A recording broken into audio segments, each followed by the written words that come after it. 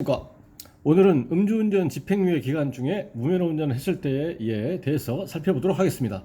음주운전을 해서 징역형의 집행유예라고 하는 형사 절차에서 형사처벌을 받고 그거와 별도로 면허 취소나 면허 취득 결격 기한을 부과받은 사안에서 면허 취득 결격 기한은 당연히 경과를 했거나 또는 경과하지 않은 상태에서 면허를 취득하지 아니했고, 그거와 별개로 그 무면허 운전 행위를 한 그 시점은 형사 절차에서 형사처벌을 받은 징역형의 집행유예 기간 중이라면 어떻게 될 것이냐. 그러니까 징역형의 집행유예 기간 중에 면허를 재취득하지 아니하고 무면허 운전을 한 경우를 살펴보도록 하겠습니다. 이때 징역형의 집행유예 기간이기 때문에 법리적으로 이번 무면허 운전 건에 대해서 징역형의 집행유예 선고는 받지 못합니다. 이 형법 규정에 의해서. 그러면 나올 수 있는 것이 이제 벌금형이냐 아니면 교도소 가야 되는 징역형의 실형이냐 이겁니다. 그러면은 이제 여기에서 징역형의 실형을 받을 것을 우려를 할 수도 있습니다. 왜냐하면 음주운전이라고 하는 그 잘못을 저질러 가지고 징역형의 집행유예 선고를 받았는데, 이 징역형의 집행유예 기간 중에는 좀 자중을 해야 되는데 그 집행유예 기간 중에 무면허 운전을 했기 때문에 뭐 당연히 징역형의 실형을 받아서 교도소 가야 되는 것이 아니냐라고 걱정할 수도 있겠고, 뭐 그럴 수도 있는 사안입니다. 그렇지만 이 무면허 운전은 여기서는 이제 초범이라고 한다면 음주운전하고는 어떻든 동일한 도로교통법 위반이지만 좀 다른 그 법규 위반인 사항인 것이고, 그래서 경찰이나 검찰에서 수사 단계에서 구속될 가능성은 뭐 거의 없다라고 보시면 되고요. 통상의 무면허 운전의 경우에는 자동차를 운전했을 때 125cc 이하 무면허 운전의 경우에는 30만 원 정도입니다. 그래서 100에서 150만 원 정도 나오거든요. 근데 이 경우에는 약간 플러스 된다고 해서 뭐 150에서 200만 원 생각하시면 되고, 더 나아가서 좀 가중이 된다고 하더라도 한 300만 원 정도입니다. 그런데 여기서 이제 벌금이라고 하는 것이 통상의 음주운전 초범이고 교통사고가 야기되지 않았고 이런 경우에는 검사가 약식 기소해서 법원에서 약식 명령이라고 하는 약식 절차에 의해서 형이 선고가 되면 검찰에서 돈을 납부해라 라고 해서 벌금 납부 통지를 하고 그 벌금을 전액 완납을 하면 모든 형사 절차는 다 끝나는 거죠. 종료되고 끝납니다. 그런데 여기에서도 그와 같은 형사 절차, 약식 절차를 지나서 그 벌금형이 나올 수도 있고, 그러지 아니하고 왜 집행유예 기간 중에 좀 자중하지 않느냐, 얼굴 좀 보자라는 거죠.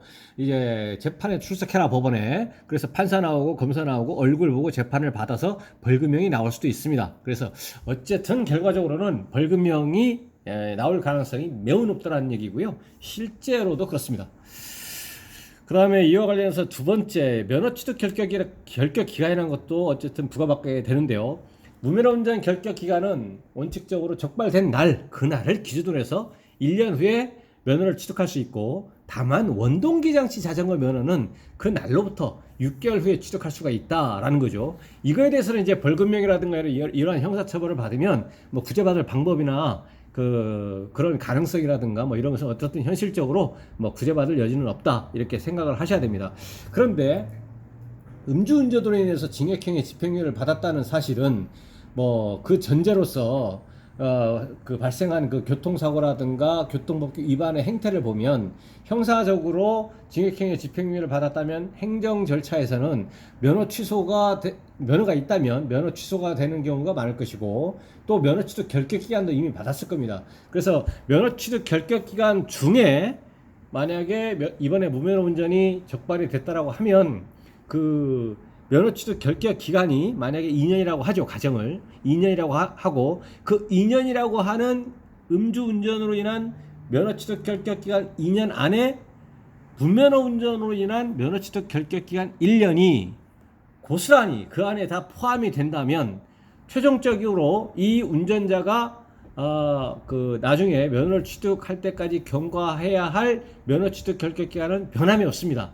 결론은 이번에 무면허 운전으로 인한 면허 취득 결격 기한이 처음에 음주운전으로 인한 결격 기한 2년 안에 있다면 똑같다는 얘기죠. 변함이 없다는 얘기입니다. 물론 음주로 인한 면허 취득 결격 기간 2년이 경과하고 나서 그건 고스란히 다 부담을 한 거죠. 2년이라고 하는 기간 기간이 경과하고 나서 무면허 운전으로 적발을 했다. 그럼 그날로부터 1년 후에 면허를 취득할 수가 있는 겁니다. 물론 원동기는 6개월이고요. 그런데 이것이 중첩되어 있는 경우 있잖아요. 예를 들어서 언젠가부터 시작해서 면허 취득 결격 기한이 시작이 돼서 오늘까지입니다. 오늘까지인데 오늘 끝나고 내일 취득할 수 있어요. 근데 오늘 아침에 무면허 걸렸다. 그러면 오늘부터 1년입니다. 오늘부터 1년 후에 면허를 취득할 수가 있다는 얘기죠. 예, 이 겹치는 부분은 겹치는 공통적으로 다 적용이 된다는 얘기입니다. 예, 이렇게 이해를 하시면 되겠습니다. 예.